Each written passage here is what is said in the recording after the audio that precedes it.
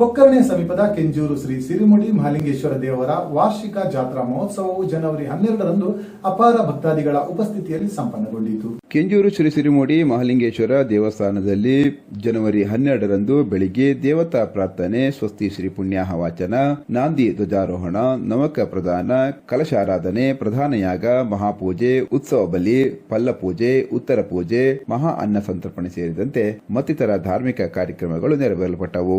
ಈ ಎಲ್ಲ ಕಾರ್ಯಕ್ರಮದಲ್ಲಿ ತಂತ್ರಿಗಳು, ಅರ್ಚಕರು, ಪಾಠಾಳಿ ವರ್ಗದವರು, ಕೆಂಜೂರು ಗ್ರಾಮಸ್ಥರು ಸೇರಿದಂತೆ ನಾಯಕರ ಮನೆ ಕುಟುಂಬಿಕರು ಪಾಲ್ಗೊಂಡಿದ್ದು, ಆಡಳಿತ ಮುಖ್ಯಸ್ಥರಾದ ಕೆಎಸ್ ಆಗ್ರೋ ಕೆಮಿಕಲ್ಸ್ ಬೆಂಗಳೂರು, ಇದರ ಕೆಂಜೂರು ನಾಯಕರ ಮನೆ ಶ್ರೀಯುತ ಶಶಿಧರ ಶೆಟ್ಟಿಯವರ ನೇತೃತ್ವದಲ್ಲಿ ಎಲ್ಲ ಕಾರ್ಯಕ್ರಮಗಳು ಸಂಪನ್ನಗೊಂಡವು.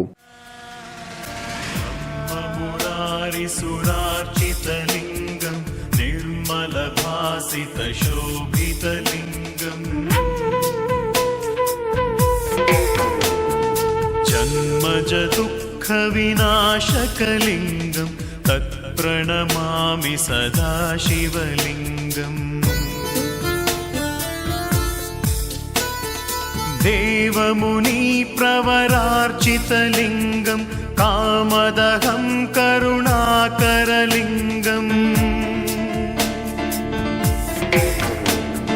रावणदर्प विनाशनलिंगं प्रणमामि सदा शिवलिंगम्.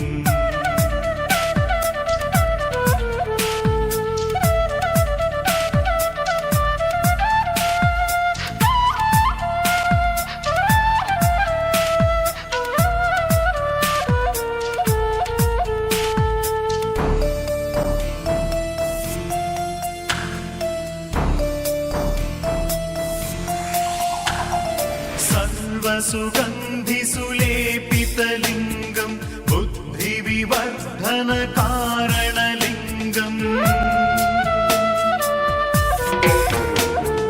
सिद्धसुरासुरवन्दितलिंगं तत्प्रणमामि सदा शिवलिंगम्. कनकमहामणिभूषितलिंगं फणिपतिवेशितशोभितलिंगम्. दक्षसुयज्ञविनाशनलिंगं तत्प्रणमामि सदा शिवलिंगम्.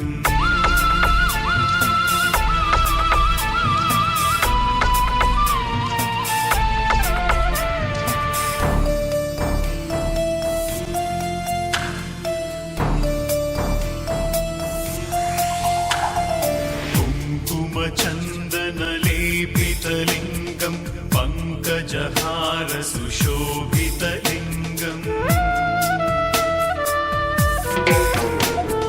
सञ्चितपापविनाशनलिंगं तत्प्रणमामि सदा शिवलिंगम्.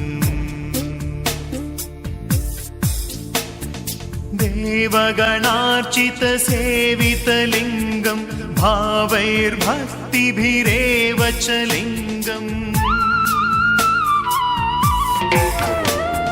दिनकरकोटिप्रभाकरलिंगं तत्प्रणमामि सदा शिवलिंगम्.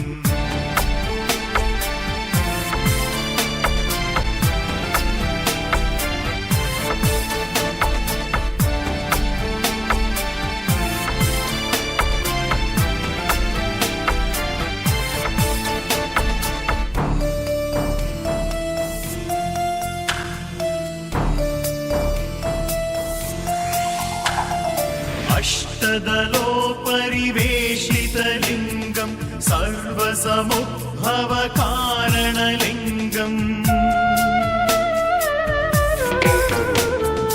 अष्टदरिद्रविनाशनलिंगं तत्प्रणमामि सदा शिवलिंगम्.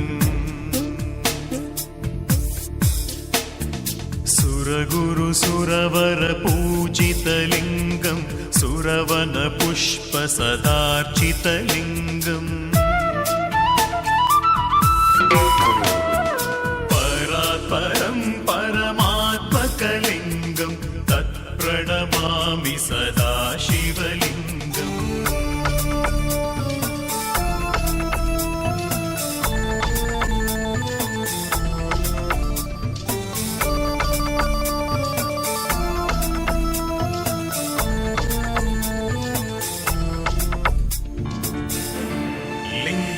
शिवाष्टकमिदं पुण्यम् यः पठेत् शिवसन्निधौ शिवलोकमवाप्नोति